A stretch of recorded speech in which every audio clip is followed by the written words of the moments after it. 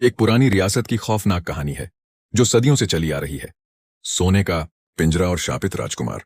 बहुत समय पहले राजस्थान के रेगिस्तान के बीच एक विशाल किला हुआ करता था जिसका नाम था रक्तगढ़। इस किले के राजा महेंद्र सिंह अपने शौक और ठाट बाट के लिए मशहूर थे।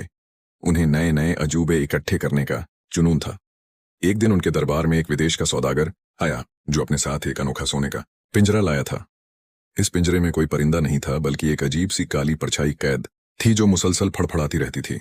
सौदागर ने चेतावनी दी, महाराज, इसे खोलना मत, वरना यह मौत का तांडव शुरू कर देगी। लेकिन राजा अपने अहंकार में चूर थे। उन्होंने उसे अपने नए बने महल के तहखाने में रखवा दिया। वो काली रात, एक अमावस्या की रात, जब पूरा किला नींद में था, राजा के 9 साल के बेटे राजकुमार विक्रम ने उत्सुकता में तहखाने का दरवाजा खोल दिया। वो सोने का पिंजरा चमक रहा था। जैसे ही उसने पिंजरे की कुंडी खोली, एक ठंडी हवा का झोंका उसे चीर कर निकल गया। पिंजरे से वो काली परछाई गायब हो चुकी थी। अगली सुबह जब राजा उठे, उन्होंने देखा कि किले के सारे सिपाही पत्थर की मूर्ति बन चुके थे। उनके चेहरों पर खौफ साफ दिख रहा था। राजा घबराकर बेटे के कमरे की तरफ भागे, लेकिन वहां उन्हें विक्रम नहीं मिला। वहां सिर्फ एक पुराना खत था जो खून से लिखा गया था, जो आजाद हुआ है वो अब भूखा है, यह किला अब उसका है। अंजाम और सन्नाटा। राजा ने अपने सबसे बड़े तांत्रिक को बुलवाया। तांत्रिक ने किले में कदम रखते ही कहा, महाराज, आपने उस छाया राक्षस को आजाद कर दिया है जो सदियों से इस पिंजरे में कैद था। वो इंसानी जिस्म नहीं बल्कि उनकी यादें और रूह खाता है। धीरे धीरे किले के दर और दीवार से रोने की आवाजें आने लगीं।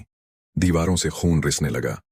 राजा महेंद्र सिंह ने देखा कि उनके बेटे की आत्मा उस किले के बरामदे में भटक रही है, लेकिन उसकी आंखें बिल्कुल सफेद थीं और वो बिना पैरों के हवा में तैर रहा था। तांत्रिक ने राजा से कहा कि इस बला को रोकने का एक ही रास्ता है, किले को हमेशा के लिए बाहर से सील कर देना, चाहे अंदर कोई भी हो। राजा ने अपने परिवार और प्रजा को बचाने के लिए खुद को और उस शक्ति को किले के अंदर हमेशा के लिए कैद कर लिया। आज का सच।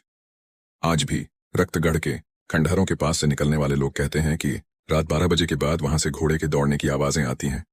लोग कहते हैं कि अगर आप किले की दीवार पर कान लगाकर सुनेंगे तो आपको किसी के रोने और सोने की जंजीरों के खींचने की आवाज सुनाई देगी। वहां कोई आईना नहीं है, क्योंकि कहते हैं कि वो परछाई किसी का चेहरा नहीं देखना चाहती, बस उनका डर महसूस करना चाहती है। अगर तुम्हें लगता है कि रक्तगढ़ की कहानी यहीं खत्म हो गई, तो तुम गलत हो। असली राज और भी ज्यादा खौफनाक है। पार्ट 2 में पता चलेगा कि राजकुमार विक्रम के साथ असल में क्या हुआ, और क्या वो अब भी जिंदा है या कुछ और बन चुका है।